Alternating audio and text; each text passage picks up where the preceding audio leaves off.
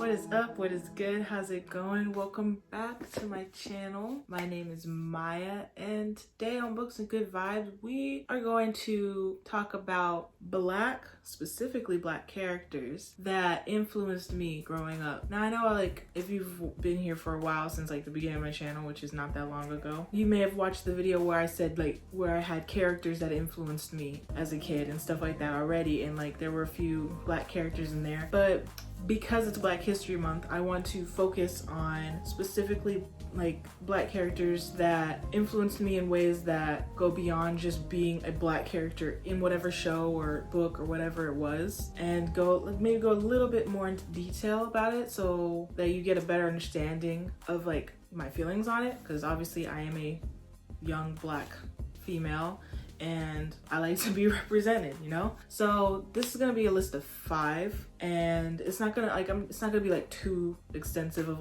reasoning. More I'm gonna stick it to 1 or 2 reasons, but they're pretty big reasons as to why these characters are important to me. Bring back the holographic notebook so I don't forget any of the peoples. Okay, so number 1 on the list, also this list is in no way in order of my most favorite to least favorite or vice versa. It's just the order I wrote them in and thought of them. So yeah. Okay, so number 1 on this list is Bumblebee from Teen Titans, because she's a black character. But the thing that made me fall in love with her character in the show was the fact that she rocked her natural hair, and she had the poofy poof balls, kind of like the girl on my shirt, but they were on top of her head. And I just looking at her, that was a hairstyle that my parents, my mom tended to put on me and my sister. If we didn't have braids in our hair, we had twists, or we had the poof balls. I was fortunate enough to never be in a situation where I was made fun of for my hair. People tended to really enjoy it, and so when I had my poof balls, people were the thing that was weird though was people were really can I touch it? I really want to touch it. And me being the nice shy girl I was sure. But it was really cool being able to see a character that had the same hair as me and didn't just flat iron it or perm it or whatever it was to get it straight, because I didn't do that as a kid. My mom refused to perm my hair, and the idea of flat ironing it also wasn't appealing to my mom, and so I always pretty much had my natural hair or braids like this. And it was really interesting getting to see that in the show, in the show.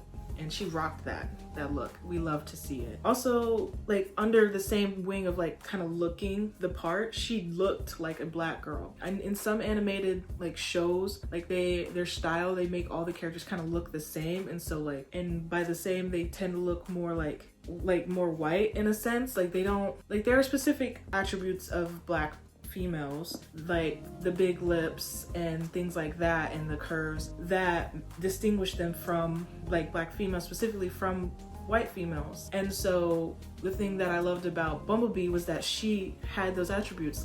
She was a bit curvy, and she had the big lips, and it just added to the look of a black girl in a cartoon, and I loved it. And she definitely looked different from Raven and Terra and Starfire, and I loved that. And it made me happy because I'm bro, she kind of looks like me, and I was that's super freaking cool. So yeah, I love that about her. Also, homegirl was super sassy constantly. I loved that.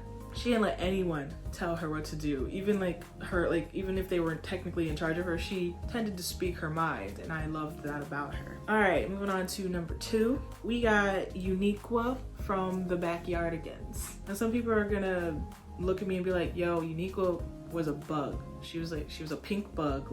What are you talking about? Well, the thing that made her so important to me as a kid was the fact that I could tell that she was black because of her voice. I knew she was played by a little black girl because of the way she talked. I'm that's it was similar to how I talked as a kid, the people around me, how they talk, the intonation, just the flow of her voice, of her words, and just I could hear it in her voice, and it made me so happy because I'm bro, she's me. And then when I was old enough to Google things and able to do that, I looked it up, and she was a black girl. She was played by a black girl, and that made me so happy because here's this black girl in a cartoon where technically race doesn't particularly matter because they're all little anthropomorphic animals, but I could hear that she was played by a little girl like me, and she could sing, and I was yes, this is the kind of content I need as like a 5-year-old singing to the backyardigans like, yo, I'm Uniqua, I love her.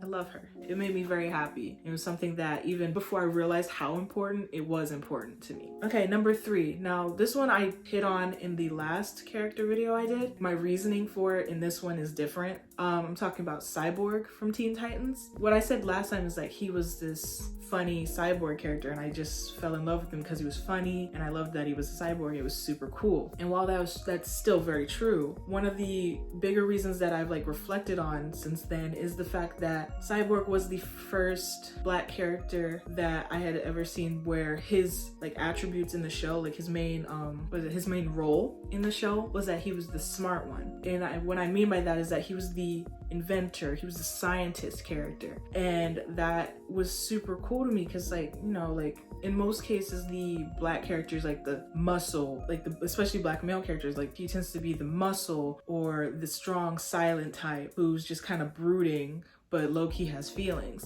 They kind of gave that whole strong silent type archetype to Robin in Teen Titans and made him that, and Cyborg was this loudmouth, like silly nerd, and it made me happy because I'm just like, it made being smart as a Black person cool in my eyes, because I'm like, I can be intelligent and fun without having to be ashamed of being smart because of the color of my skin, which is something that's always been really, really dumb to me, but whatever with that for now. But Cyborg showed me that I can be smart, I can be funny, I can be silly all at the same time and still freaking kick butt. Like, booyah indeed, my guy. Like, we love you through and through in this house. All right, number 4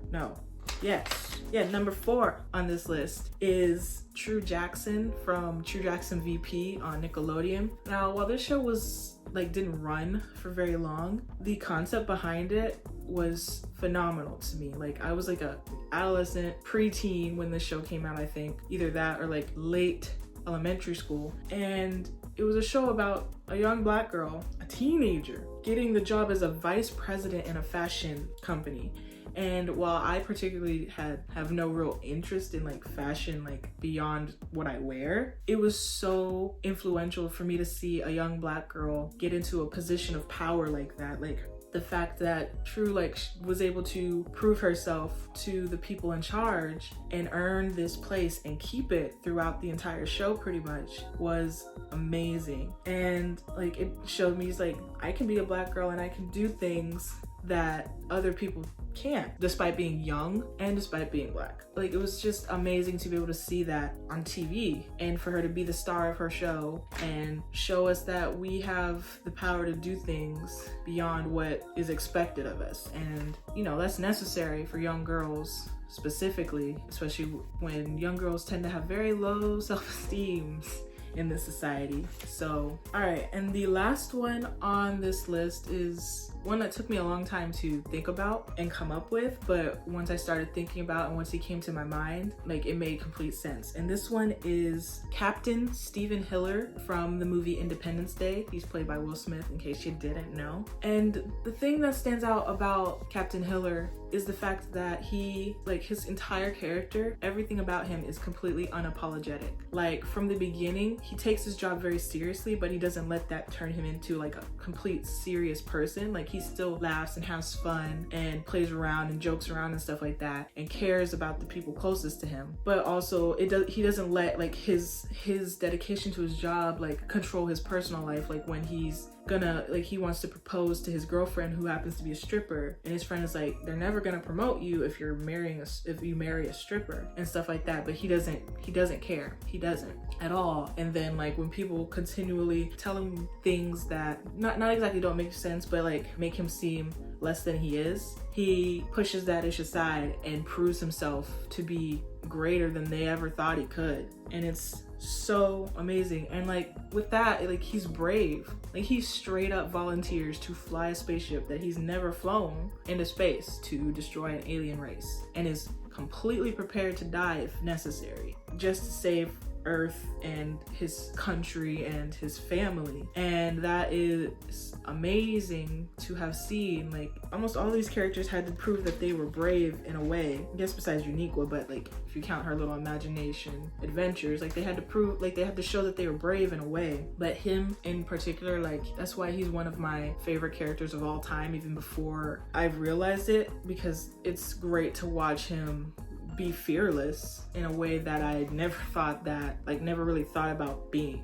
But overall, like the thing that attracts me to these characters in particular is the fact that none of them are like the token black character. And what I mean by that is that there are specific shows where they have a black character, but it's like, it's very obvious that they just kind of threw this character in there to say that they had a black character. Like examples being like Susie Carmichael from Rugrats and Monique from Kim Possible. And that literally, I don't even remember this character's name, but that one black boy character in Charlie Brown, like he is the like king of the token black character. I don't even know if he has lines. That's how like thrown in he felt. And these characters that I listed today, like it felt to me even at a young age that they were made specifically for this story. They were supposed to be important. They are important to the story. Like without them, it would be a completely different environment and story. And that's what I liked about it. Like it's sad even today that there are still characters that are just kind of thrown in there as token characters for whatever community. And while I love diversity, if there's no reason for a specific character to be there, if it could be a completely same story without this character, then don't put them there.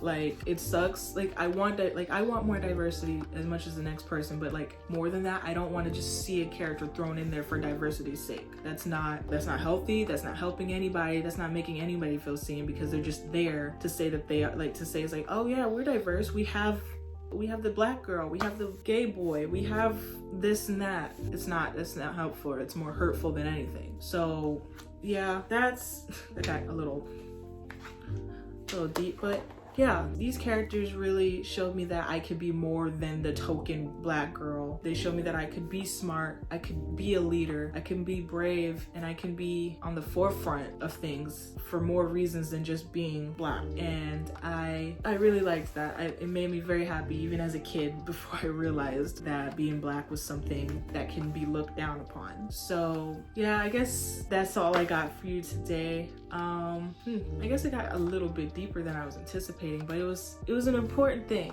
It was important. And if you are a content creator of any sort, I hope that you take from this not to just throw characters in as a token anything, and go support your black friends and family members, businesses, content creators. Spread the love, because everyone deserves some, right? Let me know down in the description below what black characters may have influenced you in your childhood or even now. And happy Black History Month. If you like this video, please like and subscribe if you want to see my beautiful face again. Thank you guys for watching, and I will see you next time.